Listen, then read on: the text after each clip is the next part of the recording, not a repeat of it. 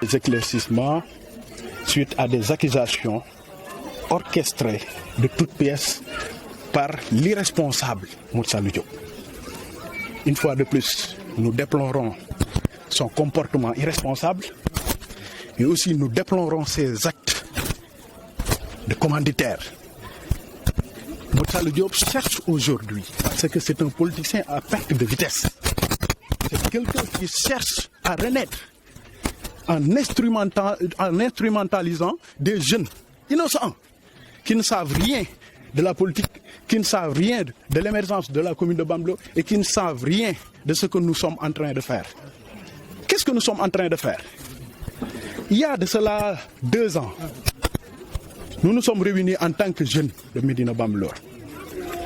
Et il y avait une carnet de doléances qui a été dressée. Et ces jeunes-là ont dressé et voulaient coûte que coûte avoir une place publique. À savoir une place publique, poste de santé, etc., j'en passe. Il y a des doléances qui ont été satisfaites, y compris la route, cette piste de désenclavement que vous voyez aussi. Qu'est-ce qui nous permet ça, cette piste de désenclavement? Ça permet le ramassage des ordures et ça rend accessible au quartier. Médina Bambilor n'était pas électrifié. Et aujourd'hui, vous assistez à l'éclairage public de Médina Bambilor.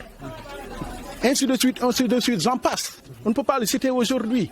Si nous sommes là, c'est pour apporter des éclaircissements par rapport aux accusations de Moussa Diop et son comportement irresponsable. Qu'il arrête et qu'il se le tienne pour dire, nous ne sommes pas irresponsables. Nous sommes des jeunes conscients, souciants de notre émergence, de notre localité qui est Médina Bambilor. Il y a des jeunes qui sont en train d'abattre un travail extraordinaire et remarquable. Ils assistent les cas sociaux à Médina Bambilor. Et dans peu de temps, on assistera aux poses de la première pierre de la place publique. Et à cette occasion, nous invitons toute la jeunesse consciente de Médina Bambilor. Après le Gamou. Voilà, après le Gamou. Donc, etc., il y a des idées, il y a des efforts qui sont en train d'être faits. Et en tant qu'opposant en perte de vitesse, c'est ce qu'il a vu. Et ici, c'est ce qu'il considère, lui, comment dirais-je, son lieu de refuge. Mais il ne l'aura pas ici. Parce que nous sommes conscients et nous voulons ce que nous savons ce que nous voulons ici à Médina Bambilor. Et cela, nous ne pouvons que l'obtenir qu'avec l'honorable député Ndiaye Diop. Il faut que cela soit très clair. Moussa Diop, qu'il cesse, qu'il arrête. Ça suffit. À sa base politique, Moussa Diop, là où il habite, il peine même à mobiliser 10 personnes. Et cela fait défaut. De même que le village de Bambilor. C'est ce qu'il essaie de sa base de politique en 2014. Et il s'est rendu compte qu'il est en train de le perdre. Et il veut coûte que coûte trouver refuge ici. C'est ce que nous dénonçons et nous refusons. C'est dans ce contexte qu'on l'a déclaré persona non grata ici à Médina Bambilor.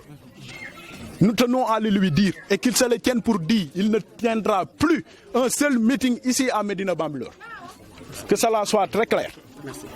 Vraiment, je tenais à le dire. Et nous remercions en tout cas vraiment tout le monde, particulièrement la jeunesse de Médina Bambilor, qui ne dort plus, qui est avec nous dans ce combat.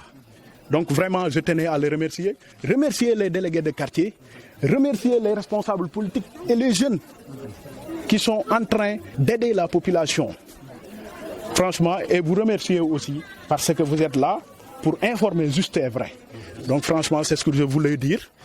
Merci. C'est Bathie Diouf, responsable politique avec des donc dañ fi ñëw pour leeral te dañ ne saytaane yàq na donc li ñuy indi mooy pour leeral suite aux accusations de Moussa Diop et sa bande parce que ñun depuis semaine passée la ñu jàppoon pour seetal suñu gox ci loolu waa Kër Modou yi ñëw programmer beneen programme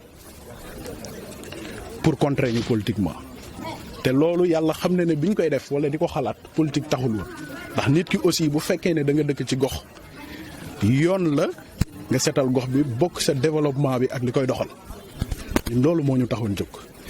mais on a vu des attaques yi nga xamante ni nii tey moom mooy commanditaire bi moom Modou Sall Diop commandité ay jeunes am instrumentaliser leen ñu ñuy yàq di ñu boole nit ñi te loolu vraiment duñ ko nangu parce que ñun ñi nga xamante ni ñooy ànd ak honorable député maire mosu cee woo téléphone kenn nekkaan attaquel wala semer la terreur ci commune Bambilor wala ci Médina Bambilor bi ñu nekk kon loolu c'est archi faux. Je réitère mes propos, c'est archi faux.